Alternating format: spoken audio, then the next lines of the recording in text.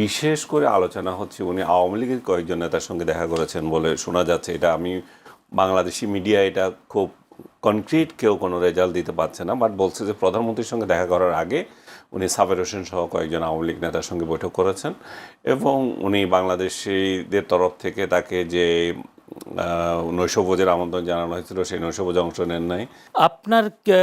আপনি তো নিশ্চয়ই দেখেছেন 3 দিনের সফরে এসেছেন সার্জিও গর, মার্কিন প্রেসিডেন্ট ডোনাল্ড ট্রাম্পের দক্ষিণ ও মধ্য এশিয়া বিষয়ক বিশেষ দূত, তিনি আবার ভারতেরও রাষ্ট্রদূত।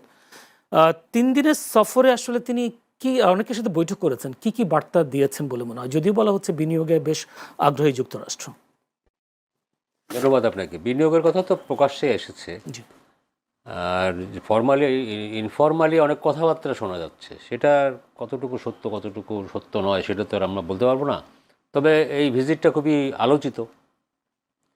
যেমন ধরেন তিনি এসেছেন, মার্কিন কর্মকর্তারা প্রায়ই বাংলাদেশে আসেন,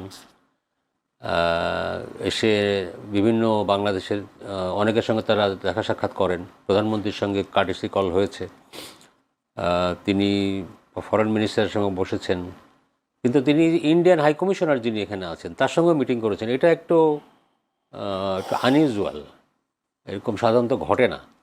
তবে আবার আরেক দিক দিয়ে বললে এরকম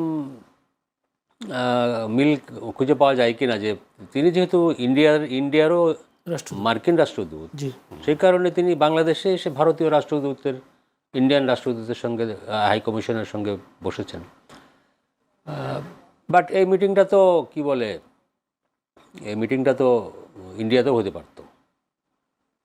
এটা নিয়ে আবার জামাত ইসলামী এর মধ্যে আবার বেশ কিছু গন্ধ খুঁজে পাচ্ছে, সেই কারণে তারা আবার ফর্মালি রিয়াকশনও জানিয়েছে।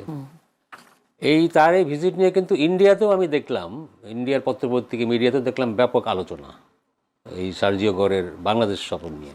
ওরা প্রশ্ন করতেছে যে ইন্ডিয়ায় মার্কিন রাষ্ট্রদূত তিনি বাংলাদেশে গিয়ে ভিজিট করছেন এবং তিনি এই কি বলে এই দক্ষিণ এশিয়ার বিষয় নিয়ে কথা বলছেন, তাকে এই এলাকার দায়িত্ব দেওয়া হয়েছে মার্কিন বিশেষ দূত হিসাবে। তার মানে কি, তিনি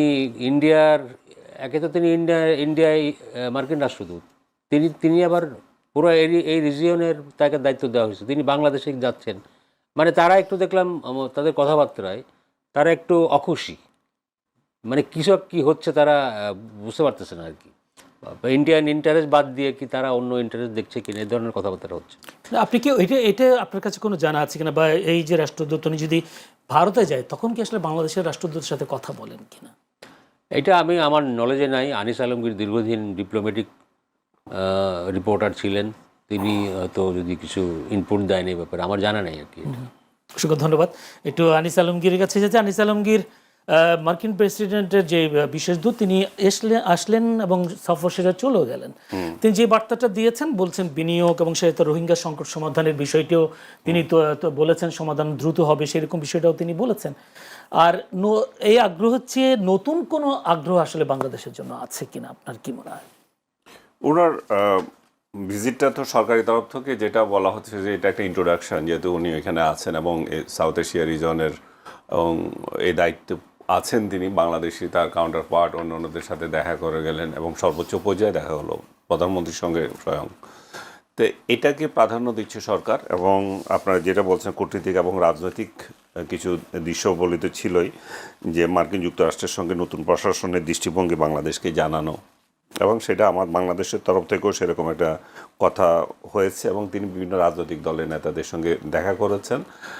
বিশেষ করে আলোচনা হচ্ছে উনি আওয়ামী লীগের কয়েকজন নেতার সঙ্গে দেখা করেছেন বলে শোনা যাচ্ছে। এটা আমি বাংলাদেশি মিডিয়া এটা খুব কনক্রিট কেউ কোনো রেজাল্ট দিতে পারছে না, বাট বলছে যে প্রধানমন্ত্রীর সঙ্গে দেখা করার আগে উনি সাবের হোসেন সহ কয়েকজন আওয়ামী লীগ নেতার সঙ্গে বৈঠক করেছেন এবং উনি বাংলাদেশিদের তরফ থেকে তাকে যে নৈশভোজের আমন্ত্রণ জানানো হয়েছিল সেই নৈশভোজে অংশ নেন নাই। উনি আবার বাংলাদেশের ফরেন মিনিস্টারের সাথে দেখা করার আগে ভারতীয় হাই কমিশনার যিনি এখানে আছেন ত্রিবেদী, ওনার সঙ্গে দেখা করেছেন। ত্রিবেদী আবার শুনতে পাচ্ছি, এটা আমি কনফার্ম হয়নি এখনও, আবার নাকি দিল্লিতে যাচ্ছেন।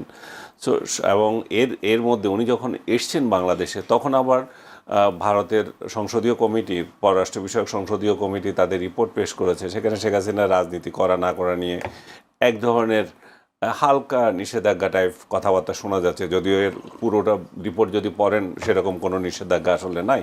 শেখ হাসিনা তার মতো করেই কথা বলছেন। আর উনি যে বিদেশে বসে রাজনীতি বলতে যেটা বোঝায়, সেই অর্থে তো উনি মানে না মুক্ত হয়ে কোনো দিচ্ছেন না, উনি সিকিউরিটি আছেন। ওনাকে আজকেও দেখলাম সর্বোচ্চ পর্যায়ে সিকিউরিটি তাকে দেওয়া হয়েছে বাংলাদেশের সাবেক প্রধানমন্ত্রী হিসাবে, এবং এরকম বলে যে অন্য কোনো নেতা কখনো এরকম পান নাই। আবার আজকে আরেকটা খবর দেখলাম যে সেখানে সাউথ এশিয়ান ফরেন করেসপন্ডেন্ট যারা আছেন তাদের একটা ক্লাব আছে, খুব বিখ্যাত ক্লাব এখানে, পুরো ফরেন করেসপন্ডেন্ট ক্লাবটা ওইখানে। সেই ক্লাবে উনি 5 তারিখ বক্তৃতা দেবেন, বাংলাদেশে ফেরার যে কথা উনি এর মধ্যে ঘোষণা দিয়েছেন ডিসেম্বরে। তার আগে এই বৈঠকে উনি উনি ভার্চুয়ালি অংশ নেবেন। সো ভার্চুয়ালি তার অংশ নেওয়া, এখানে কি এফিআর হবেন কিনা আমি জানি না, মানে ফেস দেখাবেন কিনা জানি না। এই পর্যন্ত উনি যতগুলো বৈঠকে এই ধরনের করেছেন সেখানে ফেস দেখান নাই।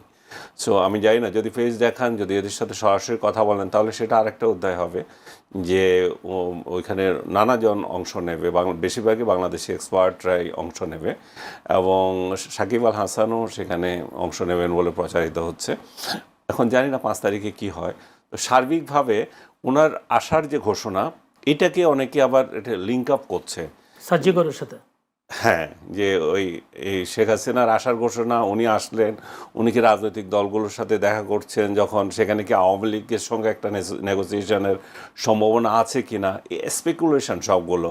সেটা আওয়ামী লীগের তরফ থেকেও এটা কোনো ক্লিয়ার না, কোনো বক্তব্য ওইভাবে আসেনি, সরকারি তরফ থেকেও আসে নাই, সো এবং আমেরিকান তরফ থেকেও আসে নাই।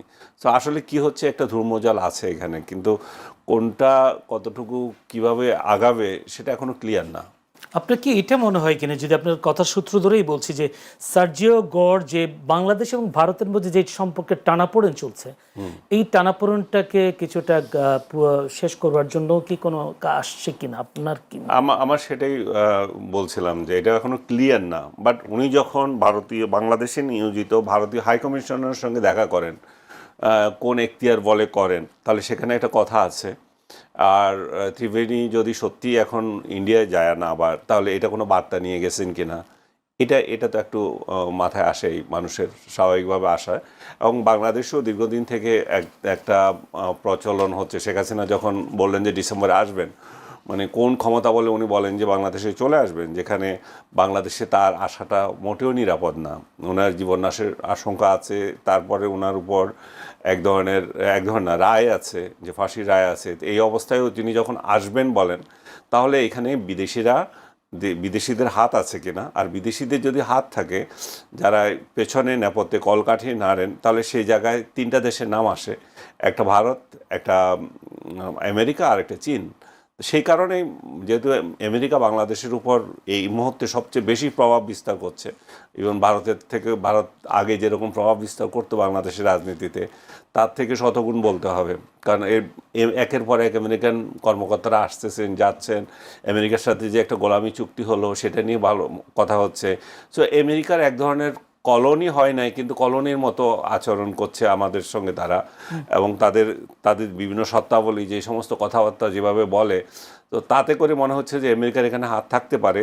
আমেরিকায় তার যে স্বার্থে বাংলাদেশের সাথে চুক্তি করেছিল, যে সেই স্বার্থ নির্বিঘ্ন হওয়ার জন্য হয়তো আওয়ামী লীগের সঙ্গে তারাও কথা বলতে পারে। কারণ শুধুমাত্র আমি একটা চুক্তি করে গেলাম, আমি একটু আমার ব্যবসায়িক বিনিয়োগ নানা কথা চিন্তা করলাম, কিন্তু আমি চিন্তা করলাম এমন একটা দেশকে নিয়ে আমি চিন্তা করছি, সেখানে আনরেস্ট রয়ে গেল, তো তাহলে তো আমার স্বার্থটা উদ্ধার হলো না। সো এখানে হয়তো বাংলাদেশে পরবর্তী আনরেস্ট কিভাবে কমানো যায়, এখানে কিভাবে হয়তো এটা কি বলে ইনক্লুসিভ একটা পরিবেশ, রাজনীতির একটা পরিবেশ তৈরি করা যায়,